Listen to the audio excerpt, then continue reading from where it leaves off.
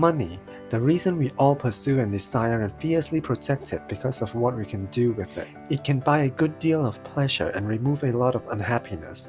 It can also buy you comfort, luxuries, mobility, freedom, leisure, the list goes on and on. Most people believe that money can buy happiness. However, is that true? And can you be happy without more money?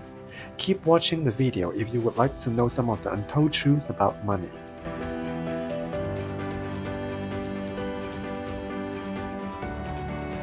The lovely thing about money is that it doesn't discriminate.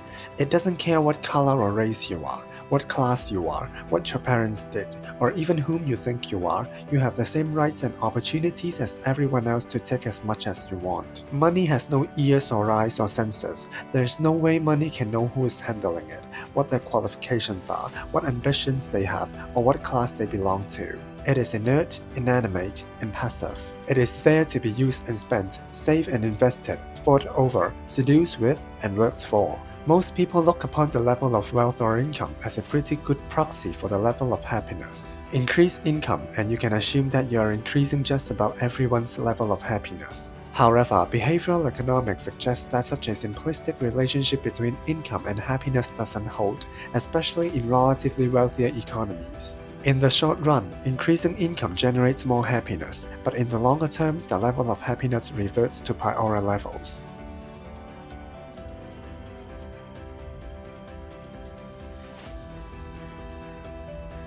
Many economists have argued that a fundamental reason why more money doesn't buy more happiness after people meet their basic needs is that they are most concerned about their relative standing in society. What counts isn't how much they have, but how much they have relative to other people. Also, as per capita income increases, people's expectations and norms of what they need also increases. People's level of happiness is linked to the norm for the necessary level of income. People start off increasing their income, and the race begins. This increases their level of happiness. But as soon as they realize that their friends and neighbors' incomes have also increased by the same percentage, and the social norms about the amount of money necessary to support their lifestyle have increased with income, their level of happiness falls back to what it was initially.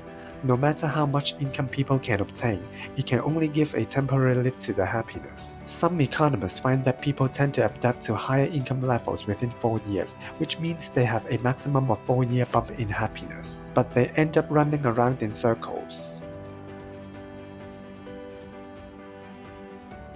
In the early 1970s, some economists even argue that money buys you no additional happiness at all, even if we think it does. It doesn't. American economist Richard S. Sterling insists increasing income and wealth per person won't increase levels of happiness after a certain threshold level of income has been met. Other things are much more important than increasing per capita income. Canadian economist John Halliwell argues that even when it appears that people in richer countries are happier than people in poorer countries, it's more smoke and mirrors than reality. Halliwell makes the point that people with the highest levels of happiness are those living in societies where social and political institutions are effective, where mutual trust is high and corruption is low. It just so happens that these characteristics are often found in wealthier economies of the world. But individuals in wealthier countries scoring low on these characteristics would be much less happy than individuals living in similarly wealthy countries scoring high in good governance and trust. To be happier requires much more than more money.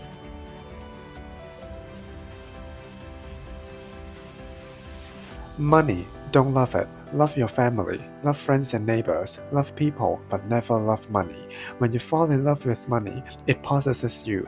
By itself, money is neutral. It does not truly make you rich. This is why you need to acquire moral wealth before acquiring large amounts of money. However, most people do the opposite because they put all their energy into amassing monetary wealth while ignoring the development of their character, and the end result is that instead of them controlling their money, the money begins to control them. Money also enslaves. If we are not prepared to manage wealth and riches, they will eat us alive. This can be difficult for some to believe, but it is nonetheless true that money will never make you happy. We use money to solve certain problems which may produce a temporary sense of fulfillment or happiness, but it is never a true source of a joyfulness. If anyone thinks people are unhappy because of a lack of money, they are gravely mistaken. The reason many are unhappy is that either they have not understood the basic truths of life, or they simply refuse to live by them. How many times have we seen relatively poor people become rich overnight after winning the lottery, only to lose it all in a few short years? Not only do many of these lottery winners lose all their money, but also some even end up having their properties confiscated and become debtors. Unable to overcome the despair of having to return to their former lives without money, some have even taken their lives. The ability to be content is a quality that should be valued more than gold. Whoever has these traits is already a wealthy person.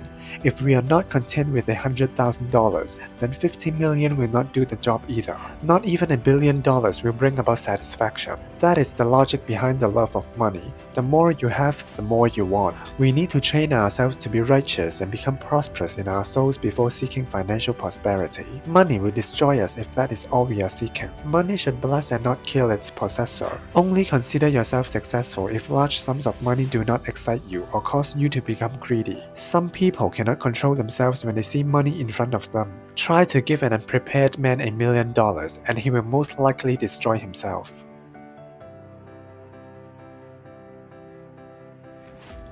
You have to know that money can't buy everything. For this very reason, life satisfaction can't be determined simply by looking at the relationship between money and happiness. Some key factors best explain differences in happiness levels across individuals. Some of these factors also do a good job of explaining many of the differences in happiness levels across countries.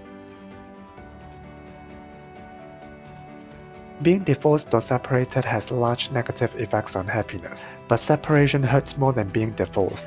Being widowed also causes a large reduction in happiness, but not as much as being separated or divorced. Not being married reduces happiness from what it might otherwise be by as much as being divorced. Despite the complaints we frequently hear about spouses, the data suggests that being married increases the level of happiness from what it would otherwise be. Some economists find that increasing the frequency of sexual activity with partners increases the level of happiness. This is true for both men and women. Moreover, this finding has nothing to do with a person's level of income. Being unemployed has a large negative effect on happiness. Job insecurity and increasing the rate of unemployment also negatively affect people's level of happiness. Good working conditions and pleasant working relationships has a positive effect on happiness. When people are happier, they become more productive. There is also a happiness bug. If people are happy, their happiness positively affects the level of happiness of those they work with. So, colleagues can become more productive, being infected by one person's happiness. The increased productivity that comes from making workers happier may help increase the wealth of nations.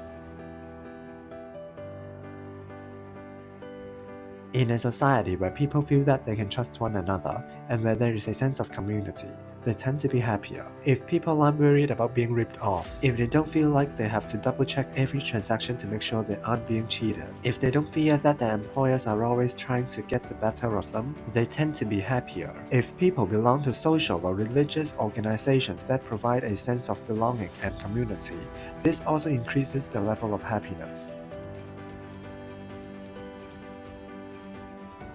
People tend to be much happier living in a democracy and in a country where the government is less corrupt and more transparent. Also, their level of happiness tends to increase by quite a lot if they have the opportunity to participate more actively in government, such as through referenda or votes on particular issues of importance. If we compare two countries with the same per capita income, people in a country that is more democratic with a touch of good governance would be much happier. And people in a wealthier country with a dictatorship that is corrupt to boot would be much less happy than in a poorer country that is democratic and well-governed.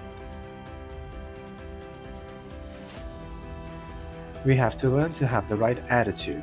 We need to realize that money is just a means, not an end. It is a tool and resource in the same way a hammer, nail, or screwdriver is a tool required for a specific task. Just as we use a car as a means of transportation, so too money is used as a means of solving certain problems. If it means more to us than that, it will become our master. We are not supposed to treat money like a miracle that comes by itself. We earn it, but it is disruptive in the wrong hands. Many examples can be found of people who win large sums of money, only to return to their old, often penniless lifestyles within a short number of years. Some who were homeless returned to homelessness, just as homemakers became homemakers again. This is because they came into money when they were not ready for it, and they never learned that money must be under human control, not the other way around. It is a question of who the master is. Learn to master the laws and nature of money rather than expect it to come to you as a miracle. Wealth is not a miracle, it must be either earned or created. We need to work to make money and be ready for it when it comes. Most people are capable of making a lot of money, but not everyone has the skills to retain it. It is not how much you make, but rather how much you keep. This is a secret to financial success. Money that comes easily is like snow that falls on our hands and melts just as quickly. People who are expecting money through a miracle, and those who play the lottery, fall into this category. That's pretty much it for today. You have to know money is not everything, and more money doesn't necessarily buy more happiness. Hope you enjoyed the video. If you have anything to say, please leave a message in the comment section below. Thank you for your time and have a nice day. See you next time.